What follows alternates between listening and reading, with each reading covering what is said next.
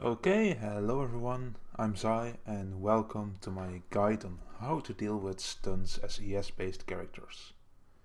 And then not just by using IFGULA.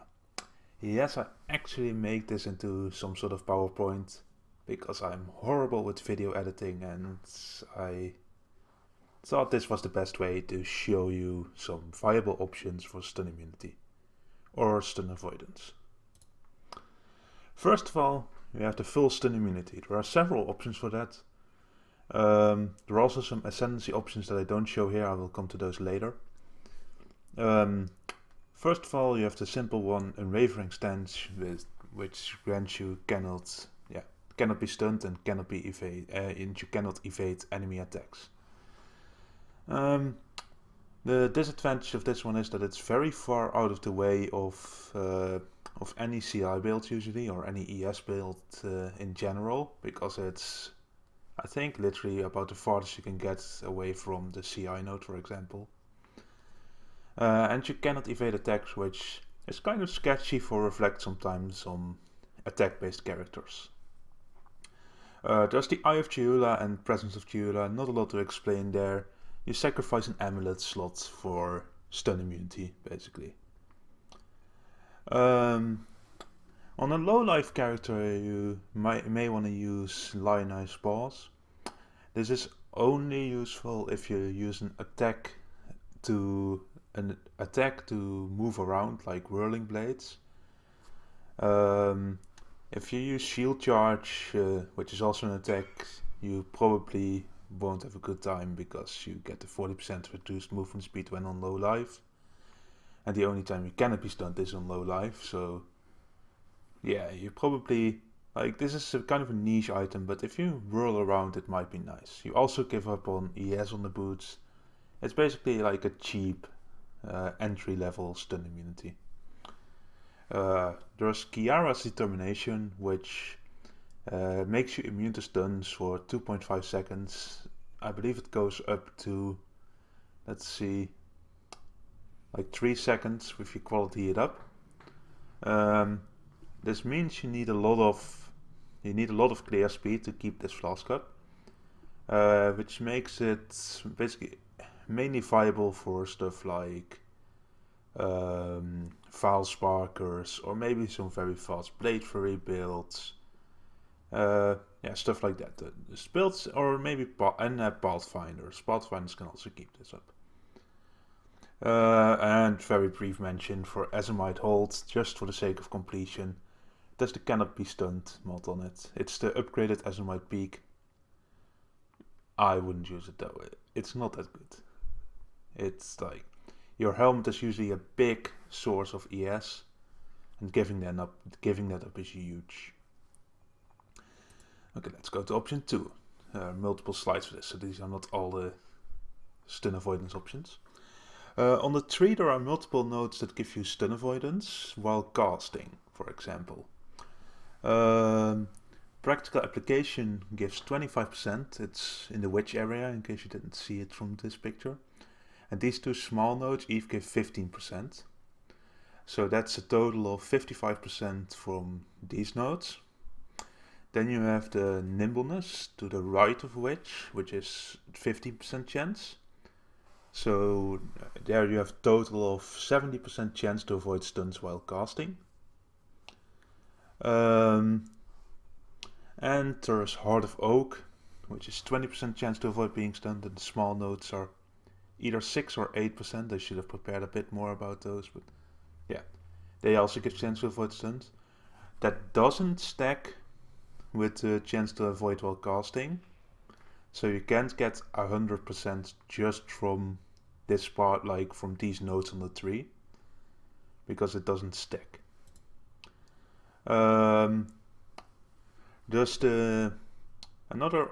can get more stun avoidance though. You can get it on gear as well. There's the Shrieking Essence of Scorn, and the Screaming works as well, of course, but you might as well use Shrieking.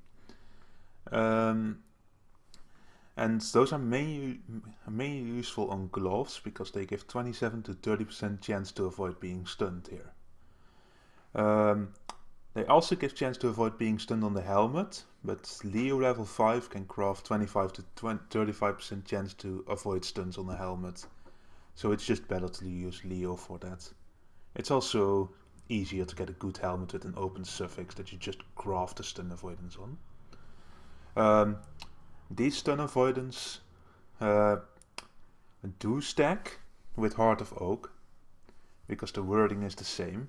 If I go back to Heart of Oak, for example, 20% chance to avoid being stunned, 27 to 30% chance to avoid being stunned. So these stack. That means you can get, let's see, Heart of Oak is 20%, and let's say 2 notes of 8%. I believe it was 8%. That's 36% in total. Then with the gloves you get to 66, and then with the helmet craft you get to 101%. So with just the gloves, Heart of Oak, and the helmet enchant, you can get 100% chance to avoid being stunned. And then you have like your ring slots open, you have your amulet slot open, you can take all the damage that you want. Because on amulets you can usually get crit mult, which is a huge damage increase.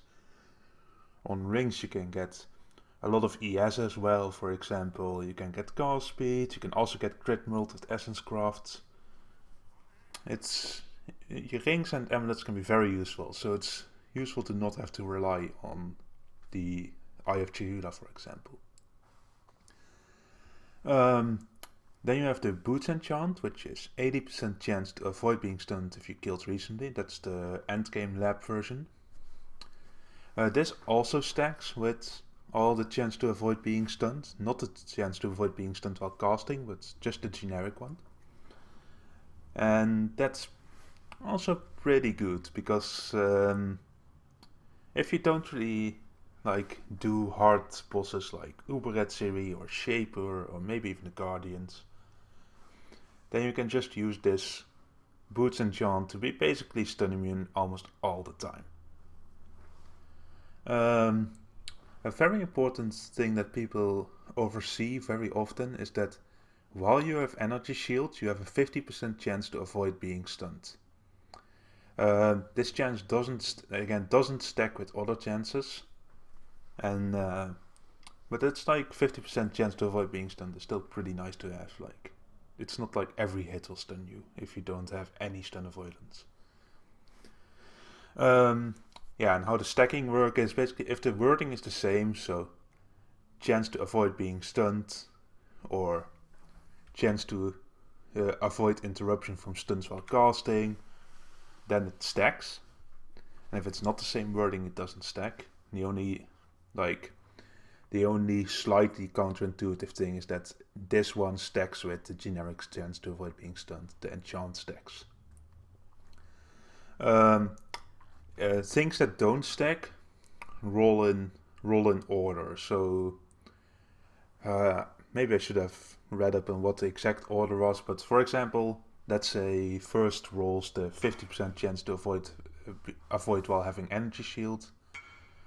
Then the chance to avoid being stunned rolls, and then the chance to avoid while casting rolls. And if any one of those rolls, yes, you will avoid the stun, then you won't be stunned. So even if you don't have exactly 100% chance, you can get pretty close by just stacking several sources of stun avoidance. Option 3 I had two uniques with special effects regarding the stun. There's the Skyfort, which is not really a budget option, but it makes your stun threshold based on 500% of your mana instead of life. And because most builds with Skyfort can get to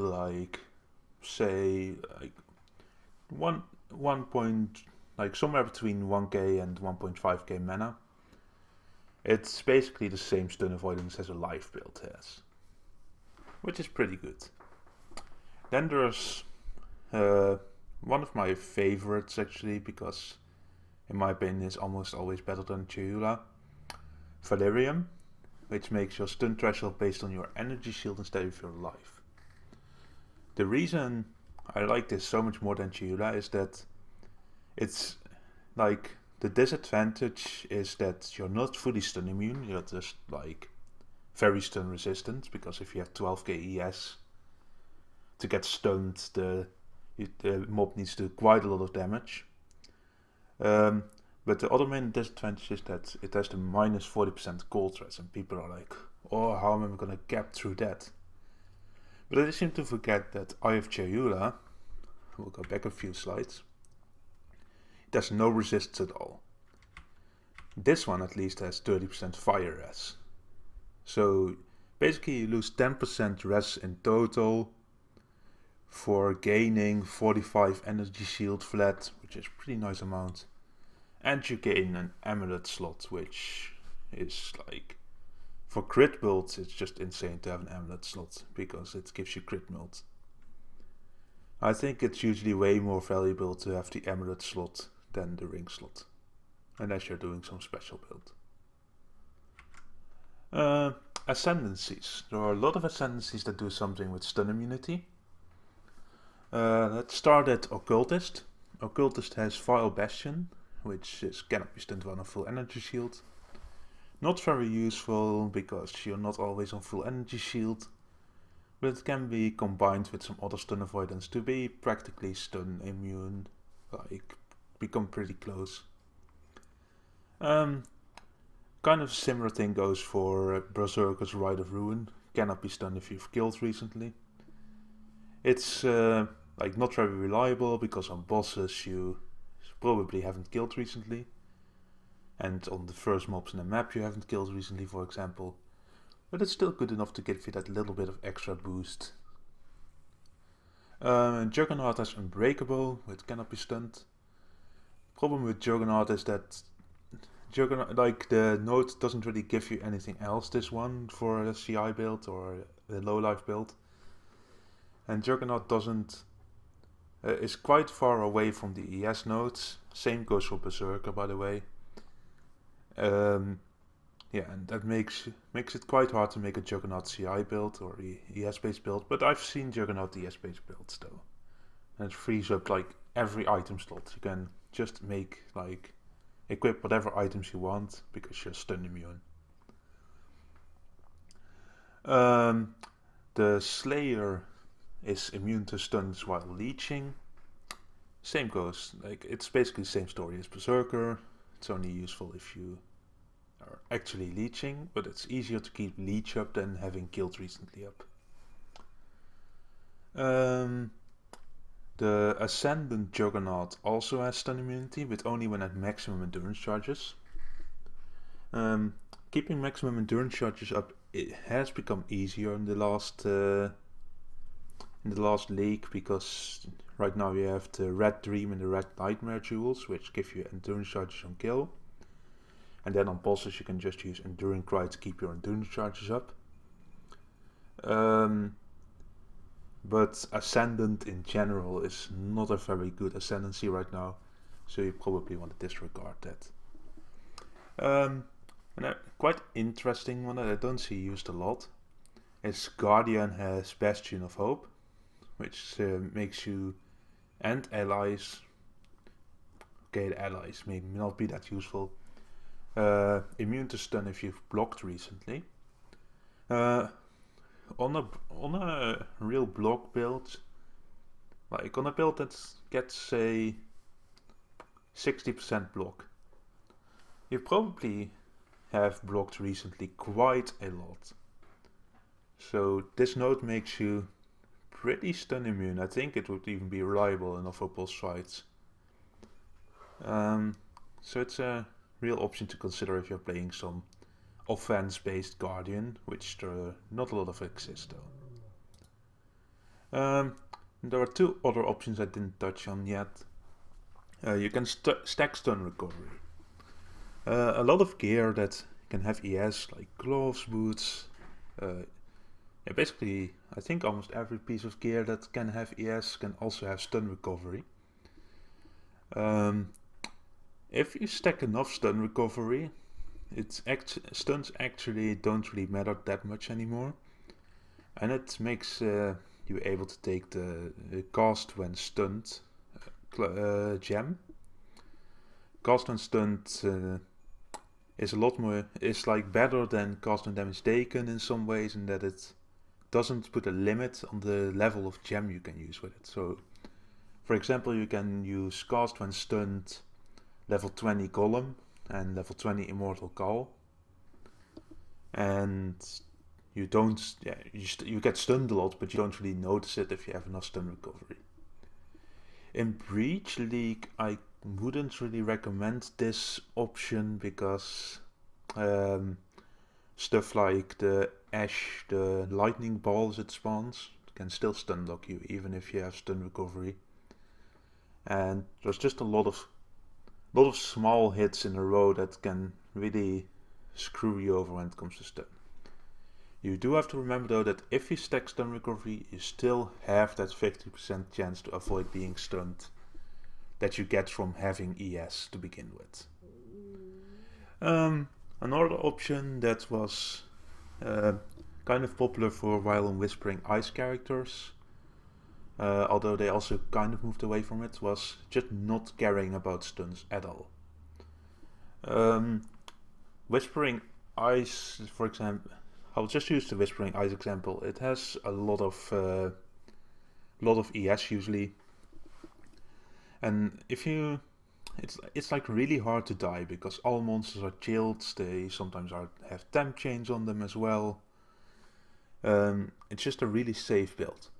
If you just don't care about being stunned, you can still use the cast and stun gem, and you just pay a bit more attention in your positioning. Again, in Breach, I probably wouldn't recommend it. I would for a build like Whispering Eyes, I would, for example, recommend going the stun avoidance way with the helmet craft from Leo and like maybe a boots enchant, and you should be fine.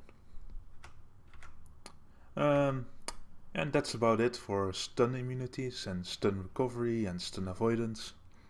I hope you are gonna consider for your next ES build to maybe not use that Eye of Cheula. Maybe go for some more creative way. And I see you guys next time.